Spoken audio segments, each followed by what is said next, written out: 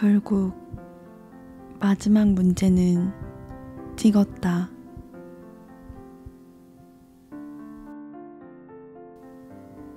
태어난 순간부터 지금까지 내가 지나온 시간들이 시험지고 스스로 선택한 것들이 답안지라면 내 점수는 과연 몇 점일까?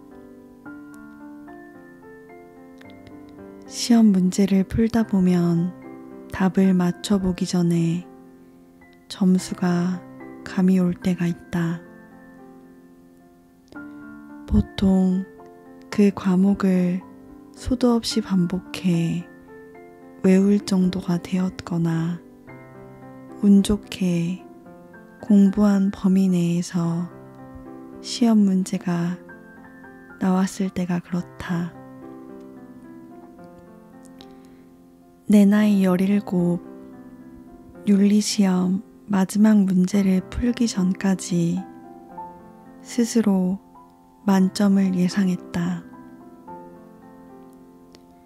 OMR 카드에 마킹도 하기 전에 문제가 술술 풀려 한창 들떠 있을 때 마지막 문제에서 난관에 부딪혔다. 다음 중 우리 고등학교 하단에 피어있는 꽃의 이름은 무엇일까요? 순간 내 눈을 의심했다. 이 문제가 윤리 과목과 대체 무슨 연관이 있는 걸까? 그 고민의 답을 찾기 이전에 이 문제는 꼭 맞춰야만 하는 문제였다. 고작 이런 문제로 만점의 기운을 망칠 수는 없었다. 그때부터 머릿속이 바빠졌다. 배점 2.5점짜리 문제였는데 교실 내 분위기를 보아하니 이 문제는 다른 아이들에게도 어려운 문제인 듯했다. 그 말은 이 문제의 정답 여부에 따라 점수 변별력이 생긴다는 뜻이기도 했다. 1번 개나리 2번 진달래 3번 왕벚꽃 4번 무궁화 5번 나팔꽃. 아, 이런 개나리.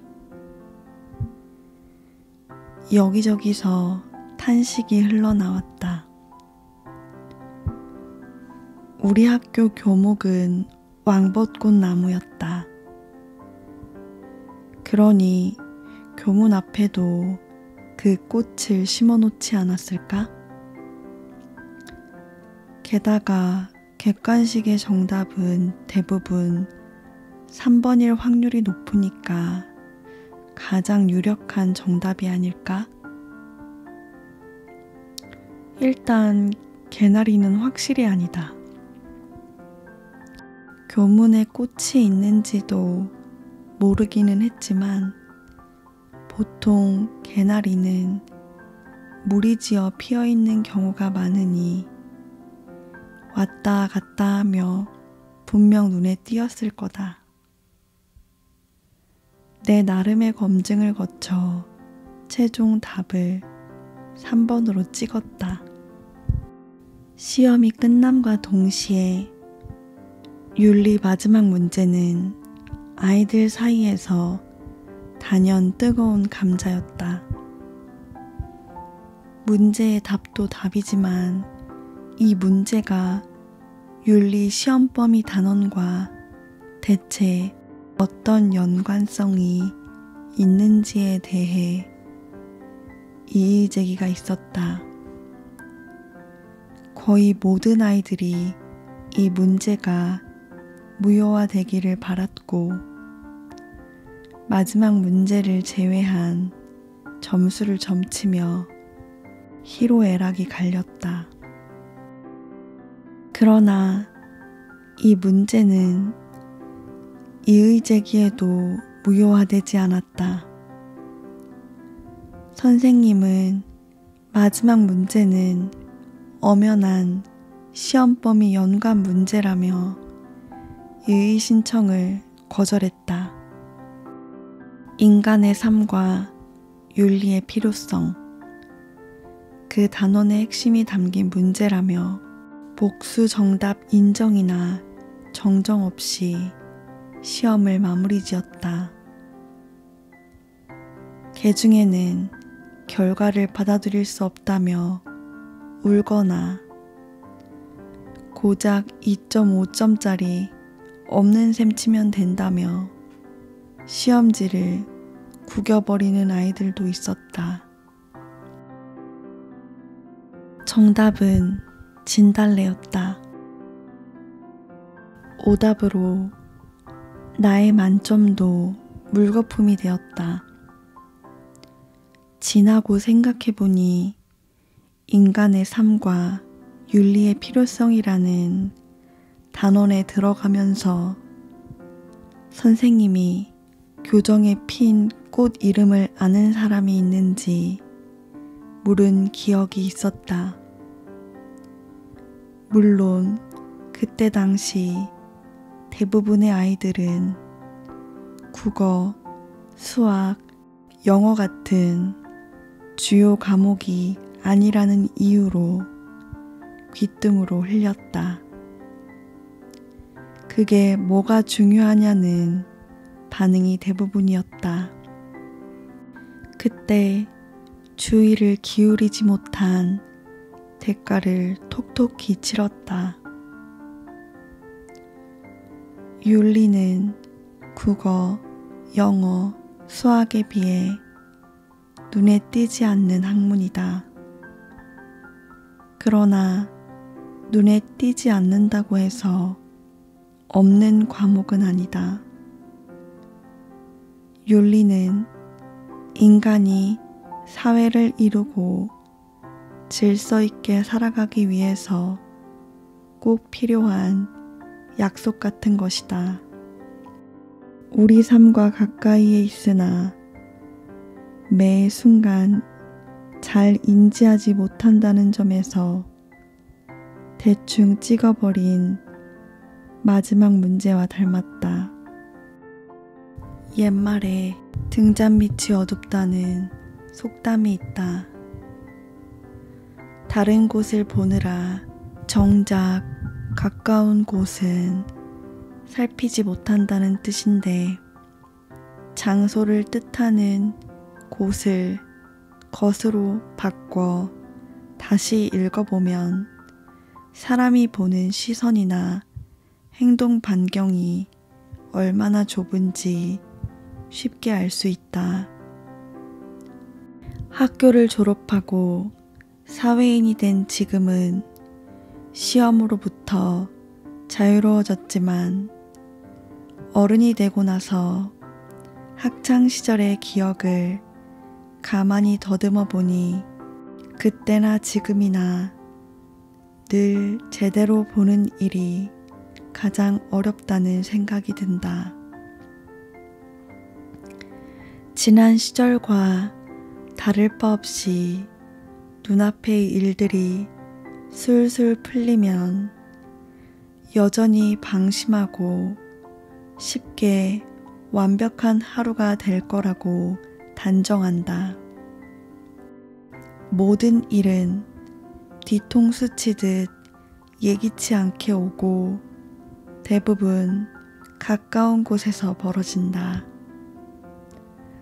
주의 깊게 살피지 못하고 무심코 던진 말들이나 대충 넘겨버린 것들이 대가라는 이름표를 달고 돌아온다는 것을 모를 나이도 아닌데, 여전히 내게는 그 모든 일들이 별스럽다.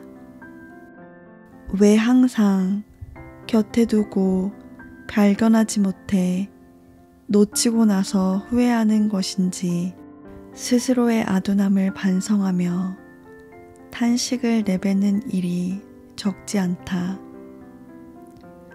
종종 별것 아니라 생각해 지나친 것들이 노력을 물거품으로 만들 때가 있다.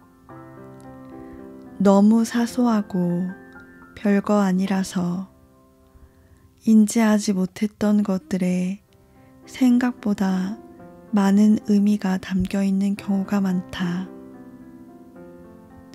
시력이 좋다고 해서 더 잘 볼 수 있는 것이 아니라 결국은 시선을 둔 것에 대한 관심의 정도에서 오는 차이일지도 모른다.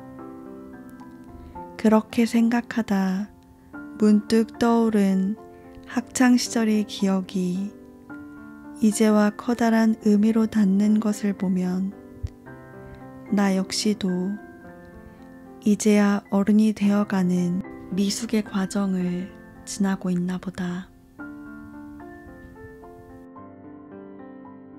진달래 꽃말은 사랑의 희열이란다. 사람과 사람 사이 관계가 얽힌 삶 속에서 행복을 논할 수 있는 감정의 시발점이 사랑인데 진달래 꽃말이 사랑의 희열이라니. 교정에 자리하고 있던 하고 많은 꽃 중에 굳이 진달래 꽃이 답인 문제를 낸 이유를 뒤늦게 헤아려 보았다. 어쩌면 각각 문제의 합으로 점수를 채점하는 오지선다형 시험지의 답보다 더욱 중요한 것은 일상 속에서 수없이 지나치는 사랑의 대상이라고 말하고 싶었는지도 모른다. 사랑은 어떤 사람이나 존재를 몹시 아끼고 귀중히 여기는 마음 또는 그런 일을 뜻하는 명사다. 또 희열은 기뻐하고 즐거워하는 감정이다. 사랑의 희열이라는 말이 가진 의미는 어떤 사람이나 존재를 몹시 아끼고 귀중히 여기는 마음이 드는 것을 기뻐하고 즐거워한다는 말이 된다. 한 번이라도 사랑에 빠져본 사람이라면 알 수 있다. 사랑은 그 대상이 꼭 사람이 아니라도 마음만으로 마음을 풍족하게 하는 힘이 있다. 무심코 지나치는 일상 속 수많은 진달래를 발견하고 사랑하는 대상에게 시선을 주는 것만으로도 희열을 느낄 수 있다고 말해주는 것 같아서 지난 시간을 되돌아보다 삶을 대하는 자세 하나 또 배워간다. 내 삶의 영역 안에 어떤 꽃이 심겨져 있는지 혹은 씨앗이 심겨 흙 아래에서부터 싹이 움트는 중인 줄도 모르고 눈길 줄 새도 없이 바쁘게만 살아가는 삶일지 모른다. 시험지를 받고 나서 깨닫고 후회해도 때는 늦는다. 볼 수 있고 느낄 수 있을 때 실컷 봐두어야 한다. 그래야 시한부 인생을 사는 누구든지 마음으로나 인생으로나 그 대상을 놓치지 않고 쟁취할 수 있다. 삶은 시험과 달라서 찍지 말고 풀어야만 넘어갈 수 있는 문제들이 있다. 대충 찍은 문제들은 그 순간을 잠시 넘길 순 있어도 제대로 풀어 해결할 때까지 언제고 되풀이된다. 답을 알아도 답안을 쓰지 않으면 맞출 수 없듯이 빈칸을 채우지 않으면 결국 마지막 문제는 또다시 틀릴 수밖에 없는 것이 숙명이다.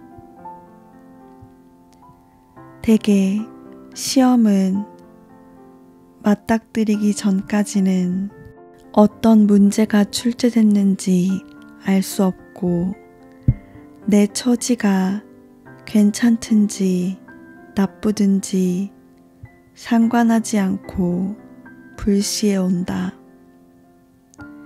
이때 스스로 찾은 문제의 답을 바로 쓰도록 돕는 것이 마음이다.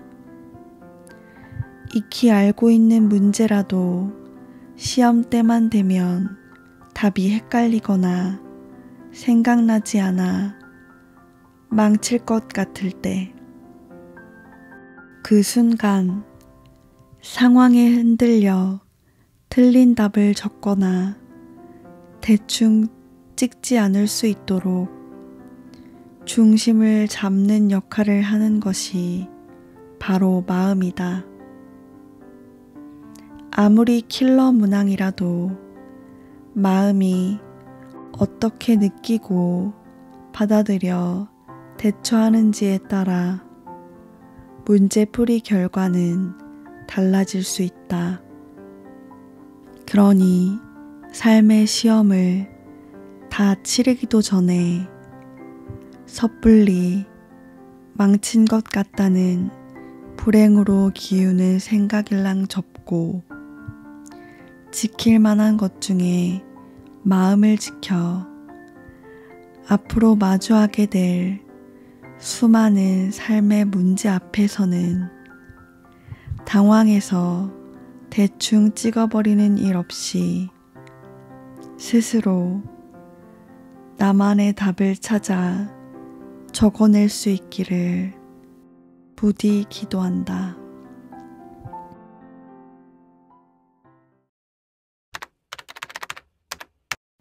안녕하세요. 담쟁이 켈리입니다.